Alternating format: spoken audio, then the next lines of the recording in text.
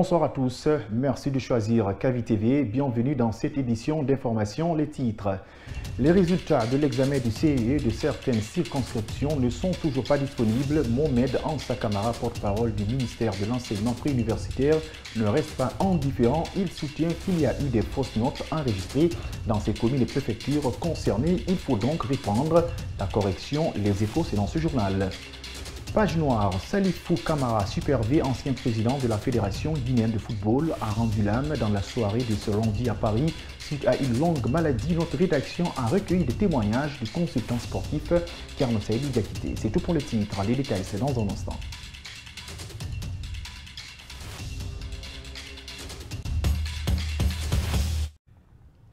Bonsoir. Le porte-parole du ministère de l'Enseignement préuniversitaire et de l'Alphabétisation brise le silence sur les résultats récalés pour 6 circonscriptions du pays. Mohamed Ansa Diawara a soutenu qu'il y a eu des irrégularités dans ces communes et préfectures, ce qui sous-entend la reprise de la correction pour les candidats au certificat d'études élémentaires. Ansou Bailo Baldé les a rencontrés.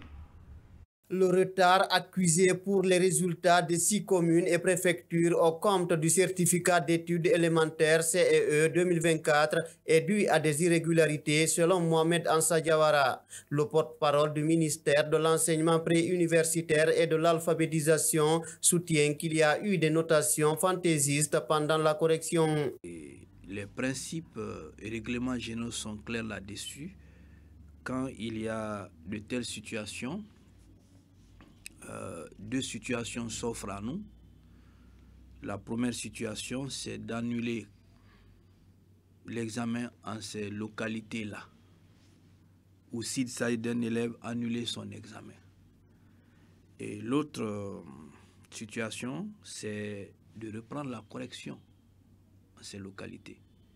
Donc, il a été constaté une surnotation des élèves. C'est une démarche prévue par les principes généraux de l'enseignement préuniversitaire selon ce cadre du département en charge de l'éducation. Ainsi, leur volonté est de tenir tous les candidats au même pied d'égalité. Tous les enfants de la République, d'ailleurs tous les citoyens guinéens, ont les mêmes devoirs et droits.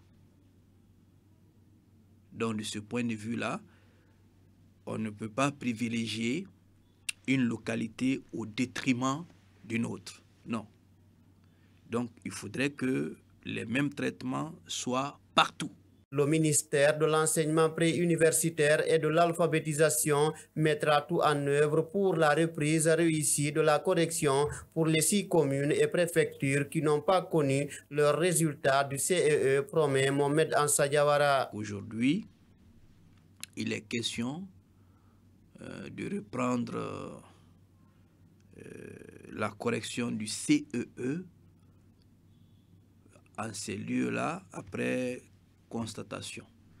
Et du reste, les enfants, ce qu'ils auront fait, c'est ce qui va être sanctionné. La reprise de la correction n'a pas démarré à ce jour. Mohamed Ansa Diawara informe que les vérifications sont terminées pour les 3 communes de Conakry. Il reste pour les 3 préfectures de l'intérieur du pays ayant enregistré des anomalies. Avec cette vision des autorités éducatives, les candidats du CEE de Kaloum, de Ratoma, de Matoto, de Forekaria, de Fria et de Farana devront encore attendre pour connaître leurs résultats. Le porte-parole du ministère de l'Enseignement préuniversitaire et de l'Alphabétisation informe par la même occasion que la correction du baccalauréat est terminée et qu'il reste désormais la compilation des notes. Mohamed Ansa Diawara rassure que tout va bien se passer, suivons-le à nouveau. Le baccalauréat, comme les autres examens, suit le processus, les différentes étapes, les différentes activités. Et ce qui est à saluer, c'est que toute la correction est finie maintenant. Maintenant, on est actuellement à l'étape de la saisie des notes. Et au fur et à mesure, les résultats aussi seront proclamés là. On ne peut le dire avec certitude. Quand ce sera fait, c'est des opérations très très méticuleuses. Quand il faut saisir les notes sur les fiches de centralisation, après la saisie, c'est un autre contrôle. Est-ce que les notes saisies sur fiche S, sur l'ordinateur, est-ce que c'est la même chose? Ça, c'est pas une activité aisée. Les gens pensent que c'est aller au champ. Non, ce n'est pas aller au marché. C'est un travail de l'esprit qui doit aller tranquillement. On ne se fixe aucune date. Quand ce sera prêt, comme on a fait pour le CEE, le BEPC, les résultats vont être proclamés. Le baccalauréat. Propos tenus par un parlementaire de la CEDEAO contre la Guinée, le pouvoir de Conakry, à travers le porte-parole du gouvernement, répond à Guy-Marius Sagna qui exprimait ses inquiétudes sur la conduite de la transition devant les représentants guinéens. Sur sa page Facebook, Ousmane Gawal Diallo trouve ces propos inadmissibles qui, selon le porte-parole du gouvernement, portent atteinte à la Guinée et à ses institutions à Marabangoa. Guy-Marius Sagna dresse un tableau sombre sur la conduite de la transition en Guinée, amorcée depuis le 5 septembre devant les parlementaires de la CEDEAO, dont ceux de la Guinée au Nigeria. Son procès sur le régime militaire va des conditions carcérales à la gestion des manifestations. On parle d'au moins 47 morts entre le coup d'État de septembre 2021 et maintenant. Donc ça doit nous préoccuper. Et le rapport est muet sur cet aspect-là. 47 morts. On ne parle pas de 47 poules mortes, on ne parle pas de 47 chèvres mortes, on parle de 47 vies humaines. Et j'aimerais que nos frères et sœurs de la Guinée nous disent, est-ce qu'on a identifié ceux qui ont tué au moins ces 47 personnes? Est-ce qu'elles ont été sanctionnées, ces personnes qui ont commis ces crimes? Parce que si on ne les sanctionne pas, vous-même qui êtes assis ici, frères et sœurs de Guinée, vous êtes en sursis. Le pouvoir de Conakry, à travers le porte-parole du gouvernement, a réagi à cette sortie. Sur sa page de réseau social Facebook, Ousmane Gawal Diallo condamne les propos du parlementaire sénégalais. Les propos tenus par le député membre du Parlement de la CEDEAO, Guy-Marius Sagna, sont inadmissibles et portent atteinte à notre délégation sur place, à nos institutions et à notre pays. Nous les condamnons fermement. Ce dernier s'est permis d'offenser sans tenir compte des protocoles, en accusant sans preuve et en utilisant des méthodes controversées. Nous considérons cette tentative comme un moyen de s'aimer la division et de porter atteinte à la paix et à la stabilité. Le ministre porte-parole du gouvernement a souligné que le pays traverse une période délicate et que le régime auquel il appartient travaillerait sur plusieurs axes pour renforcer les institutions. Ousmane Gawal Diallo finit par inviter les membres, acteurs et activistes au respect de la souveraineté de chaque pays. Décès de l'ancien président de la Fédération guinéenne de football, des acteurs du domaine expriment leur compassion. C'est le cas de Thierno Seydou Diakité, consultant sportif, qui a loué l'engagement de Salifou Camara Super V. L'homme a beaucoup œuvré pour le rayonnement du football guinéen. Témoigne le journaliste sportif Ansoubaïlo Baldé l'a rencontré. Salifou Camara Super V était un acteur très engagé pour le rayonnement du football guinéen. C'est le témoignage de Thierno Seydou Diakité, consultant sportif. Cela fait suite à son décès à Paris dans la nuit du lundi. Le défunt ancien président de la Fédération guinéenne de football a laissé des œuvres en son nom grâce à son carnet d'adresses depuis 1990. Heureusement, son engagement est là. Figurez-vous que dans les années 90, la FIFA avait lancé le projet L'Afrique gagne pour l'Afrique. C'est le projet Goal, initié par Sepp Blatter, qui a noué des relations très étroites avec Super V.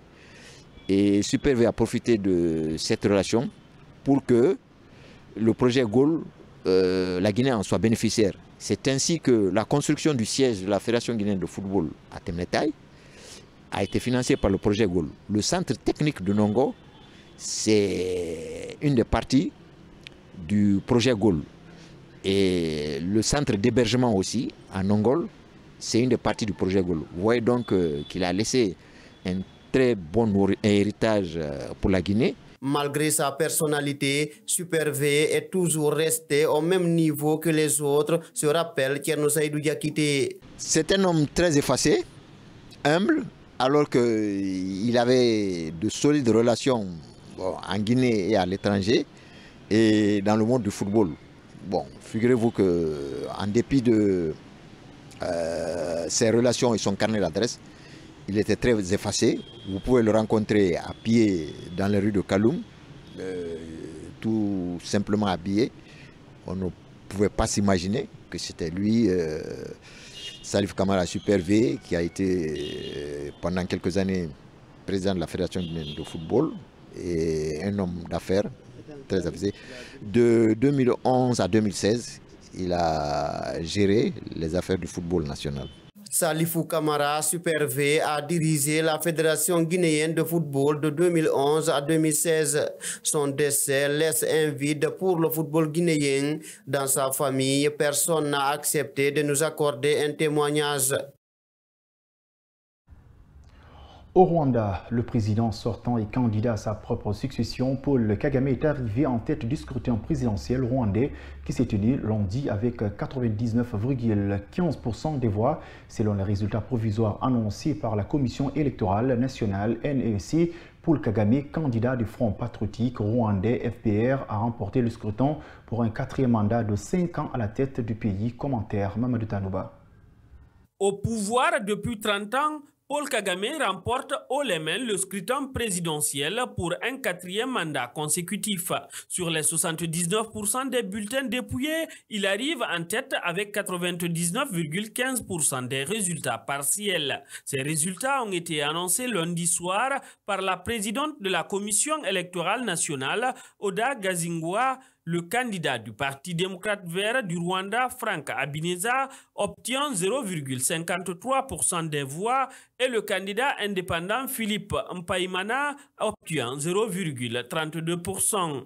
Quelques instants après l'annonce partielle des résultats, Paul Kagame, élu pour un 4e mandat, a pris la parole au QG de son parti, le Front patriotique rwandais, devant ses militants qu'il a tenu à remercier. Paul Kagame avait en face de lui les mêmes adversaires des élections de 2017. Le leader du seul parti d'opposition autorisé, Frank Habineza, et l'indépendant Philippe Mpayimana, face à qui il avait remporté 98,79% des voix. Les résultats provisoires complets sont attendus le 20 juillet, avant la proclamation des résultats définitifs le 27 juillet. C'est la fin de cette édition d'information à tous. Merci de l'avoir suivi et bon site de programme sur KVTV et au revoir.